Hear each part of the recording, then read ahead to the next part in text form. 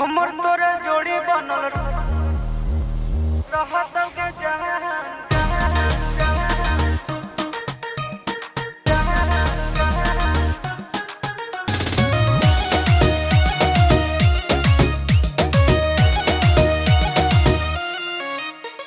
सावन का महीना है, मस्ती में जीना है, 4 चिलम गांजा रोज सुबह शाम पीना है।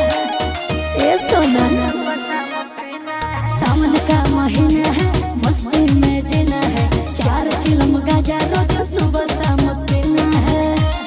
सुनो मैं तो भोला भोला तू सुबह शाम जी हमर तोरा जोड़ी बनल रहत के जहां अच्छा गजायोरी भांग करे भोला जी के दान साचो हमर तोरा जोड़ी बनल रहत के जहां गजायोरी भांग करे भोला जी के दान जाओ भोले बाबा।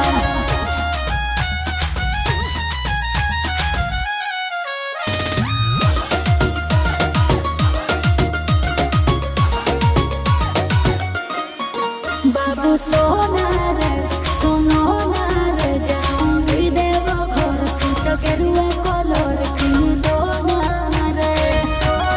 ए बाबू सुन ना जन कहले सोला सुमारी गे मम्मी हो बाबा से हमरे प्यारी गे पूरा करोगे भोला जी आना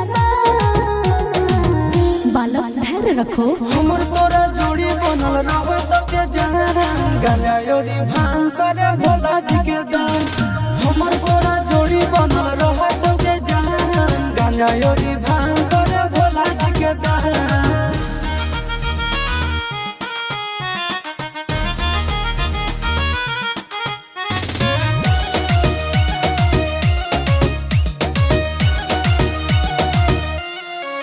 ओ दीवाना रे देवघर जाना रे चूड़ी शंखा बोला जिसमें लिखा बोला लेके आना रे। ए बाबू घर ले बैया जे हम गाड़ी गे साचो जीवन बाबा के दुआरी गे जय हो चिंटू आशीष बाबा के धरो ध्यान। हमर तोरा जोड़ी बनल रहत के जहां गजायोरी भांग करे भोला जी के दान हमर तोरा जोड़ी बनल रहत के जहां गजायोरी